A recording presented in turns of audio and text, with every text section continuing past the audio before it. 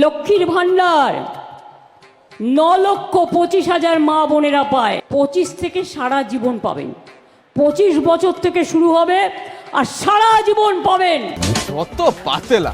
মমতা ব্যানার্জির এই সরকার নারী সুরক্ষার কথা বলে, মমতা ব্যানার্জির এই সরকার নারীদেরকে নিরাপত্তা দেওয়ার কথা বলে, মমতা ব্যানার্জির এই সরকার নারীদেরকে ভাতা নামক অর্থ সহযোগিতা করে। আবার মমতা ব্যানার্জির এই সরকার নারীদের নিয়ে বেশি চিন্তিত। মমতা ব্যানার্জির এই সরকার নারীদেরকে কিভাবে ব্যবসার কাজে ইউজ করছে, আজকের ভিডিওতে আমরা এটাই আলোচনা করব। পশ্চিমবঙ্গের প্রত্যেকটা নাগরিক তথা ভারতবর্ষের প্রত্যেকটা বাঙালির এই ভিডিওটা একবার পুরোটা দেখা উচিত। তো চলো আর বেশি না বকে ভাট, আজকের ভিডিওটা শুরু করা যাক। তো হে বাঙালি, হ্যালো বাঙালি, নমস্কার বাঙালি, কেমন আছো তোমরা সবাই? আশা করি অনেক অনেক ভালো আছো। তো আজকের একটা নতুন ভিডিওতে তোমাদের সবাইকে অনেক অনেক স্বাগত। আরে হ্যাঁ ভাই হ্যাঁ। এখানে টিকটিকি কামড়ালেও কমিশন আসে, মহিলা commission, human rights commission, tribal commission, minority commission.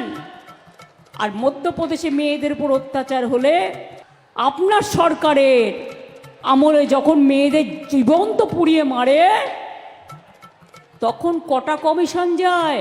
আমাদের এই মুখ্যমন্ত্রী তিনি একজন প্রতিবাদী, তিনি একজন আন্দোলনকারী, তিনি একজন সুপ্রতিষ্ঠিত এবং তিনি একজন সুশিক্ষিত মুখ্যমন্ত্রী।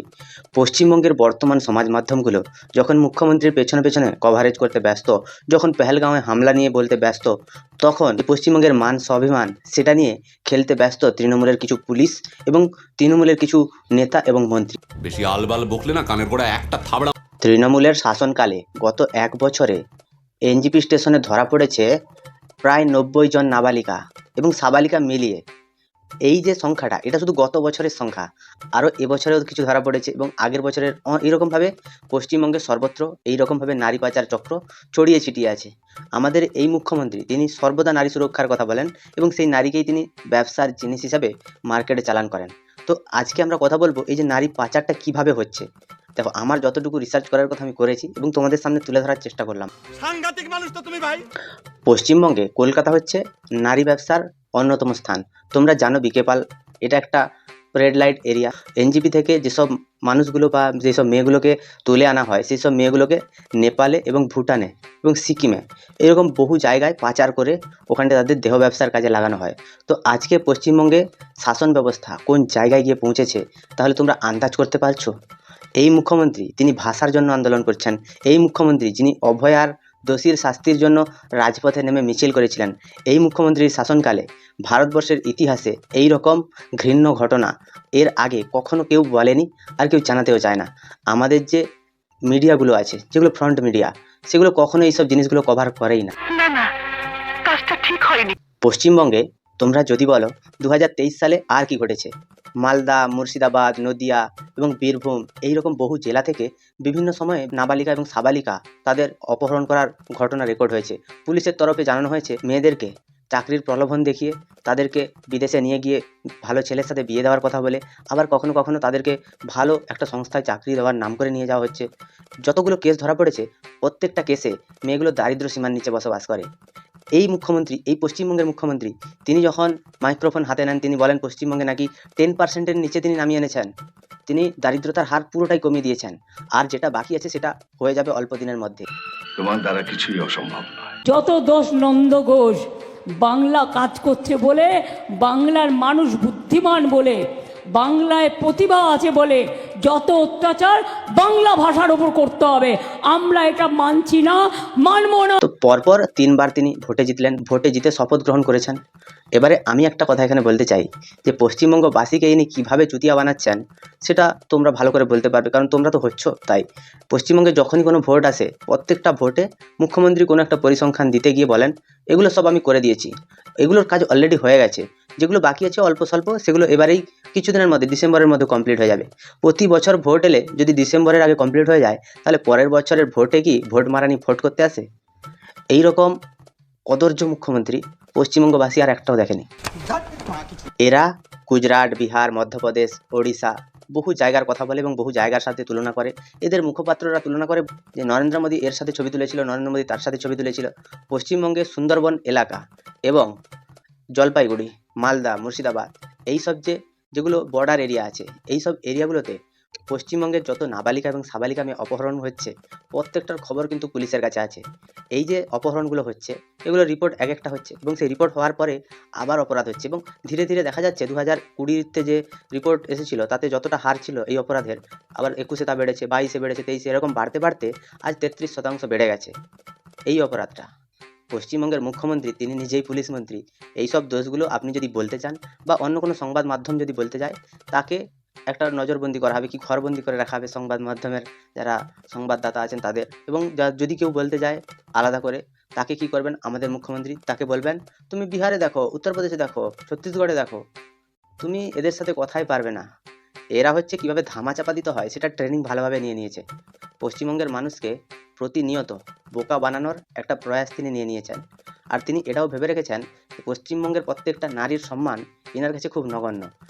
আজ 500 টাকা 1000 টাকার জন্য যেই সব মা বোনেরা আপনারা এই সরকারকে ভোট দিচ্ছেন এবং এই সরকারের প্রতি উল্লাসে মেতে উঠছেন, এই উল্লাস আপনাদের কি বেশি দিন থাকবে? আমার তো মনে হয় না থাকবে।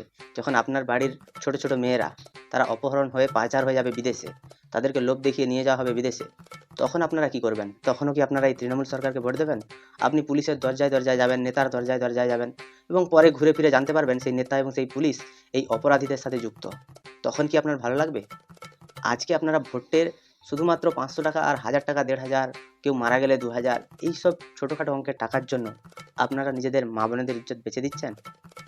একবার ভেবে দেখুন, আপনারা নিজেরাই জানতে পারবেন। দাও না মা, খুব খিদে পেয়েছে, দুটো পয়সা দাও না। আজকে ভাষা নিয়ে আন্দোলন হচ্ছে, আজকে কবিগুরু নিয়ে কথা হচ্ছে, আজকে নজরুল, আজকে নেতাজি সুভাষচন্দ্র বোস, রাজা রামমোহন রায়, ক্ষুদিরাম বোস, বহু মনীষী এবং বহু স্বাধীনতা সংগ্রামীকে নিয়ে কথা হচ্ছে। কিন্তু এই কথাটা কখনো হয় না 2023 সালের পঞ্চায়েত নির্বাচন। এই নির্বাচনের সময় তৃণমূল সরকারের যে নৃশংসতা বর্বরতা মানুষ দেখেছিল সেটা নিয়ে তো কেউ মুখ খোলে না। 8ই জুন থেকে 16ই জুলাই পর্যন্ত পশ্চিমবঙ্গে মোট 55 জন পশ্চিমবঙ্গবাসী তারা মারা গেছেন বা তারা খুন হয়েছেন পশ্চিমবঙ্গের তৃণমূল সরকারের যে পদাধিকারীরা আছেন তাদের দ্বারা। আজকে পশ্চিমবঙ্গ সরকার এরা অন্য রাজ্যের সাথে তুলনা করে যে ওই রাজ্যে রাস্তায় একটা মেয়ে পুড়ে মরলো, ওই রাজ্যে কলেজে কোনো মেয়েকে মারধর করা হলো। আজকে পশ্চিমবঙ্গে কি হচ্ছে সেটা নিয়ে বলো। পশ্চিমবঙ্গে পঞ্চায়েত নির্বাচনে যেদিনকে পঞ্চায়েত নির্বাচন সেদিন 12 জন, পঞ্চায়েত নির্বাচনের পরের দিন 8 জন, এইরকম করে যে প্রতিনিয়ত মানুষ মারার খেলায় মেতেছ সেটা নিয়ে তোমরা আলোচনা করো। 8ই জুলাই এবং 9ই জুলাই কী হারে তোমরা মানুষ মেরেছ সেটা তোমরা বলো। আজ পশ্চিমবঙ্গে 2011 সালের পর থেকে অপরাধ করার প্রবণতাটা দিনে দিনে বেড়েই চলেছে, কারণ অপরাধীরা বুঝতে পারছে যে আমরা যদি কোনো অপরাধ করি তাহলে পশ্চিমবঙ্গের পুলিশ এবং বর্তমান শাসক দল সেটাকে ঠিক সামলে নেবে। এই অপরাধগুলো যে এগুলো ধামাচাপা দিয়ে দেবে। আপনি চিন্তা করবেন না। আমরা ভীত এবং আমরা সন্ত্রস্ত। সাধারণ মানুষ তারা যদি আজ প্রতিবাদ না করেন কিছুদিন পর দেখবেন আইন বলে আর কিছুই থাকবে না। তৃণমূল নেতারা যা করবে সেটাই। পুরনো দিনের রাজারাজরাদের শাসন দেখেছেন, মমতা ব্যানার্জির বর্তমান শাসনকাল হচ্ছে সেই রকম, এবং এই স্বৈরাচারী শাসককে তার গদিচ্যুত করতে হবে এবং এর যত কালো কুকর্ম আছে সব কিছুর পর্দা ফাঁস করতে হবে। যত চ্যানেল আছে আমি বলবো বেশিরভাগ চ্যানেলগুলোই এখন চটি চাটা হয়ে গেছে। তার মধ্যে আরও বিভিন্ন চ্যানেল আছে যারা ভালো কাজ করছে এবং তাদেরকে কাজ করতে দেওয়া হচ্ছে না। সংবাদ মাধ্যমের কণ্ঠরোধ করার পুরোপুরি চেষ্টা চলছে। 215 কোটি 29 লক্ষ টাকা ব্যয়ে আমরা কর্মশ্রী প্রকল্প করেছি। পশ্চিমবঙ্গের পরিযায়ী শ্রমিক নিয়ে যে খেলায় মেতেছেন মুখ্যমন্ত্রী, তিনি তার আন্দাজ নেই বা তার শিক্ষাগত যোগ্যতারা কতটুকু সেটা নিয়ে আমাদের মনে সংশয় আছেন। আজকে তিনি 215 কোটি টাকা ব্যয়ে কর্মশ্রী প্রকল্প চালু করেছেন। এই কর্মশ্রী প্রকল্পতে 215 কোটি টাকায় পশ্চিমবঙ্গে কত লক্ষ মানুষকে তুমি কাজ দিতে পারবে বা এই কাজটা কতদিন তুমি চালিয়ে রাখতে পারবে? তুমি ভাবছো যে আমাদের পশ্চিমবঙ্গে পরিযায়ী শ্রমিকের সংখ্যা খুব কম, তাহলে তোমার ধারণা ভুল। কিছু অফিসিয়ালি আর কিছু আনঅফিসিয়ালি থাকে, সেটা জানো তো? অফিসিয়ালি যদি পরিযায়ী শ্রমিক থাকে তোমার 2 লক্ষ, আনঅফিসিয়ালি সেটা 20 লক্ষ আছে, যেটা তোমার ধারণার বাইরে। তাই কোনো কিছু ইনফরমেশান মানুষকে দেওয়ার আগে বারবার সেই জিনিসটা পড়ে দেখো এবং জেনে দেখো। ভুলভাল কিছু মানুষকে বুঝিও না। মানুষ তোমায় বিশ্বাস করে, ভরসা করে, সেই ভরসায় বিষ দিও না। আমি বলছি পরিযায়ী শ্রমিক যারা আছেন তাদের পরিবারদের বলছি, ওদের বলুন চলে আসতে। বাংলায় কাজের অভাব নেই, চলে আসতে বলুন। যে কাজ ওরা বাইরে করে সে কাজ ওরা এখানেও করতে পারে। ওরা যদি ফিরে আসতে চায় আমরা ওদের কর্মশ্রী প্রকল্পে ইমিডিয়েট জয়েন করাবো, জব কার্ড তৈরি করে। এবারে তোমরা ভাবো যে কি পরিমাণ মিথ্যাচার মানুষ করতে পারে। আজকে পশ্চিমবঙ্গের মুখ্যমন্ত্রী তিনি কেন্দ্রীয় বঞ্চনার প্রতি একটা আলাদাভাবে দোষারোপ জ্ঞাপন করেন। একটা কথা তোমাদের মানতে হবে, তিনি বলছিলেন কর্মশ্রী প্রকল্পে সবার তার আওতায় আনবেন পরিযায়ী শ্রমিকদেরকে, সেখানটায় তাদেরকে কাজ দেবেন। কেন্দ্রীয় বঞ্চনা সত্ত্বেও আপনি জব কার্ড করে তাদেরকে কাজ দেবেন, টাকা আসবে কোথা থেকে? আজকে আপনার যে মিথ্যাচার, সেই মিথ্যাচারগুলো আপনি মানুষের সামনে আনছেন, আমরা কিছু বলছি না। নাটক কম করো প্রিয়। তাদের ছেলে মেয়েদের স্কুলে ভর্তি করে দেবো, চিন্তা করার কোনো কারণ নেই। অন্য জায়গায় অত্যাচারিত না হয়ে আমাদের এখানে সোনার ক্লাস্টার হচ্ছে। একদম চিন্তা করার কোনো কারণ নেই। তোমাদের ছেলেমেয়েদেরকে স্কুলে ভর্তি করে দেবে এবং টিফিন টাইমে যখন তোমাদের ছেলেমেয়েরা ক্লাস থেকে টিফিন করার জন্য বেরোবে, তখন মুখ্যমন্ত্রী এই বাচ্চা ছেলেমেয়েদেরকে ধরে বিদেশে পাচার করে দেবে, নাহলে কলকাতার কোনো অলিতে গলিতে আটকে রাখবে, একটু বড় হলেই তাদেরকে ব্যবসার কাজে নামিয়ে দেবে। পশ্চিমবঙ্গের মুখ্যমন্ত্রী পুরো টার্গেটে আছে। আর যেই ছেলেগুলোকে ধরবে, সেই ছেলেগুলোকে দিয়ে দেহ ব্যবসা করাতে পারবে না, তাদেরকে কয়লা খনির ভেতরে লাগিয়ে দেবে, সেখানটায় তারা খেটে মরবে। পশ্চিমবঙ্গের মানুষকে আজকে বোঝানো হচ্ছে যে তোমাদের ছেলে মেয়েদেরকে স্কুলে ভর্তি করে দেবো। স্কুলের মাস্টারগুলো সব রাস্তায় বসে আছে, সেটা নিয়ে মুখ্যমন্ত্রীর কোনো মাথা ব্যথা নেই, স্কুলে ভর্তি করে দেবে। এরকম অশিক্ষিত অপদার্থ মুখ্যমন্ত্রী পশ্চিমবঙ্গ আর এর আগে দেখেছে কিনা সেটা আমাদের জানা নেই। 100 দিনের কাজেও আমরা পরপর 5 বছর ফার্স্ট হয়েছিলাম অল ইন্ডিয়ায়। একদম চুরি করে, ডাকাতি করে এবং নিজেদের নামে টাকা ঢুকিয়ে, নিজেদের নেতাদেরকে কাজ না করিয়ে তাদের অ্যাকাউন্টে টাকা ঢুকিয়ে তোমরা তো ফার্স্ট হবে। 100 দিনের দুর্নীতিতেও যে তোমরা ফার্স্ট হয়েছিলে সেটা বলো। 5 বছরে এই 100 দিনের কাজের টাকা নিয়ে একজন বিল্ডিং বানিয়েছে তৃণমূলের নেতারা। এই তৃণমূলের নেতাদের সব থেকে বেশি এখন অসুবিধা হচ্ছে 100 দিনের কাজ বন্ধ হয়ে গেছে। কিছু কিছু নেতা তো ভাই আবার জেসিবি কিনে নিয়েছে 100 দিনের কাজ করাবে বলে। সাধারণ মানুষের জন্য যে প্রকল্পগুলো আসছে, সেখানে তৃণমূলের নেতারা জেসিবি দিয়ে ওই পুকুর টুকুর খনন করিয়ে মোটামুটি পাটটাড় ভরিয়ে টাকাটা নিজেদের পকেটে ঢুকিয়ে নিচ্ছে। এইগুলো দেখে আমাদের কেন্দ্র সরকার 100 দিনের কাজের টাকা বন্ধ করেছিল, কিন্তু রাজ্য সরকার তার নেতাদেরকে ধনী করার জন্য বলছে আমরা রাজ্যের থেকে ফান্ড দেব। কী ধরনের টাকা তোলার একটা বুদ্ধি লাগিয়েছে, মানে সে নেক্সট লেভেলের। মাদারের বাচ্চা। পশ্চিমবঙ্গের ইতিহাস যদি আমরা ঘেঁটে দেখি, তো স্বাধীনতার পর থেকে পশ্চিমবঙ্গকে বামেরাই হচ্ছে সব থেকে বেশি উন্নতির দিকে নিয়ে গেছে। কারণ পশ্চিমবঙ্গে বাম সরকার যখন ছিল, তখন শ্রমিকরা অনেক সুখে ছিল, এসএসসি হতো, প্রতি বছর বিভিন্ন রকম কোম্পানিতে নিয়োগ হতো এবং কোম্পানিগুলো পশ্চিমবঙ্গে ইনভেস্ট করতে চাইতো। আজকে 7,660টি কোম্পানি পশ্চিমবঙ্গ ছেড়ে পালিয়েছে, কারণ আমাদের দিদি তিনি এতটাই দয়াময়ী আর এতটাই করুণাময়ী যে তার দয়া আর করুণা কোম্পানিগুলো সহ্য করতে পারেনি। তার নেতাদের এত ভালোবাসা মানুষের প্রতি সেই কোম্পানিগুলো সহ্য করতে পারেনি। তোলাবাজি, জুলুমবাজি, চিটিংবাজি এগুলো করে করে, আর রাত্রেবেলা মদ খেয়ে মেয়েবাজি, এইগুলোতে তৃণমূলের সবাই ফার্স্ট 1 নম্বরে থাকবে। পুরো ভারতবর্ষে যত নেতা আছে তার মধ্যে কিন্তু 1 নম্বরে এরাই থাকবে, মিলিয়ে নিও। হিংসার তো কোনো ওষুধ নেই, দিয়েছে টাকাটা বন্ধ করে।